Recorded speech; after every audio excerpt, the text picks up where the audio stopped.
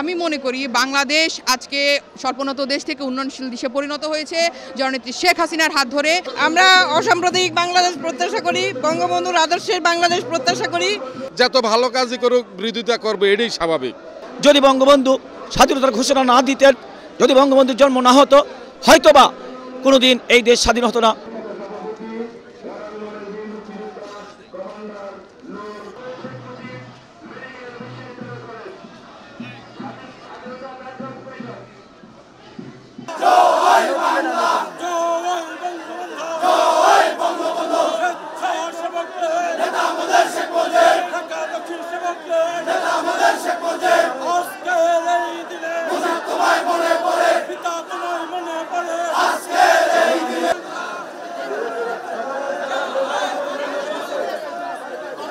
আমাদের হাজার বছরের শ্রেষ্ঠ বাঙালি বঙ্গবন্ধু শেখ মুজিবুর রহমানের হাত ধরে আমাদের এই স্বাধীনতা অর্জন, আমাদের এই বিজয় দিবস দীর্ঘ 9 মাস রক্তক্ষয়ী যুদ্ধের মাধ্যমে 30 লক্ষ শহীদের রক্তের বিনিময়ে 2 লক্ষ মা বোনের সম্ভ্রম, ইজ্জত, অনেক পরিবার, অনেক মানুষের শোক সন্তপ্ত সন্তানদের, স্ত্রী, মাদের হাজারিতে আমাদের এই বিজয় আমরা অর্জন করেছি।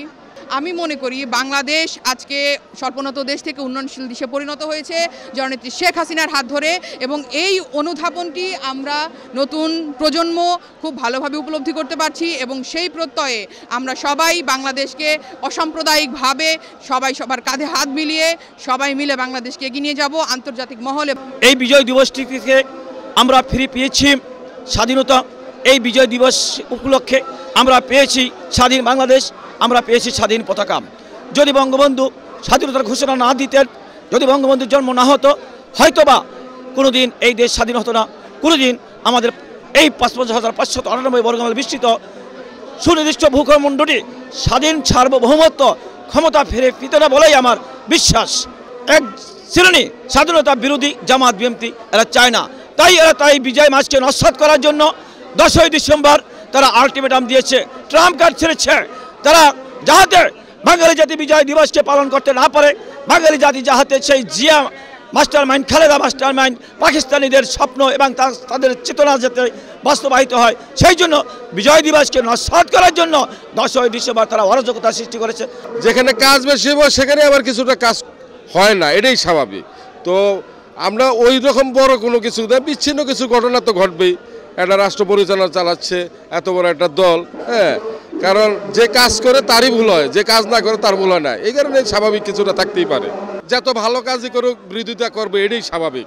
তো আমি মনে করি যে ডিজিটাল বাংলাদেশ এবং 2041-এ আমাদের স্বয়ংসম্পূর্ণ অন্য দেশের সাথে আমরা কম্পিটিশন করতে পারবো। এবং যখন পাকিস্তানি বলা হয়েছিল যে আপনাদের দেশ কোথায় নেবেন, তারা বাংলাদেশের সাথে তুলনা করে। বর্তমানে আমাদের এই দেশ নিয়ে বাংলাদেশ বিদেশেরও অনেক বাংলাদেশের তার সাথে তুলনা করে।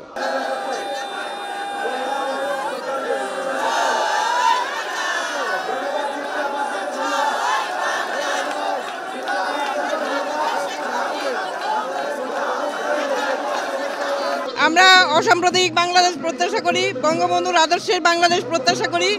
কিন্তু ইদানিং আমরা লক্ষ্য করছি কিছু কিছু দুষ্কৃতিকারী এখনও মাথাচাড়া দিয়ে আছে।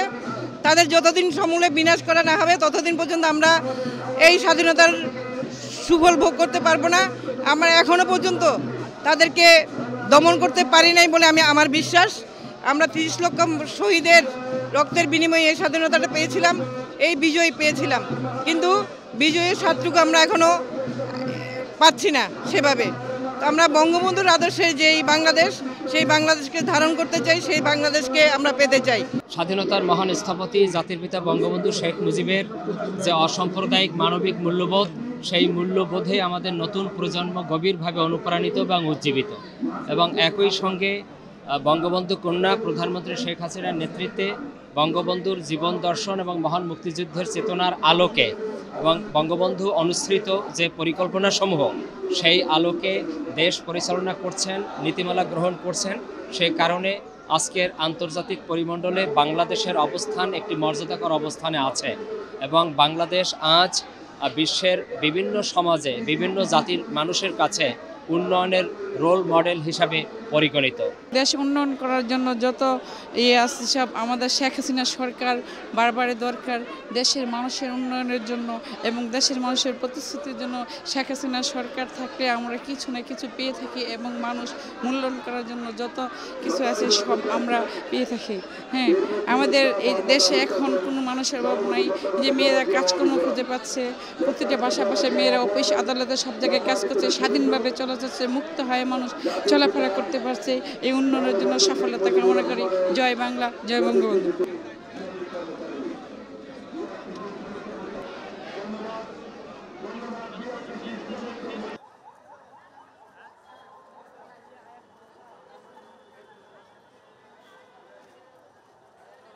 সংবাদ, ফিচার ও অনুষ্ঠানের জন্য ভিজিট করুন সংবাদ প্রকাশের ওয়েবসাইট এবং যুক্ত থাকুন ফেসবুক পেজ ও ইউটিউব চ্যানেলের সঙ্গে।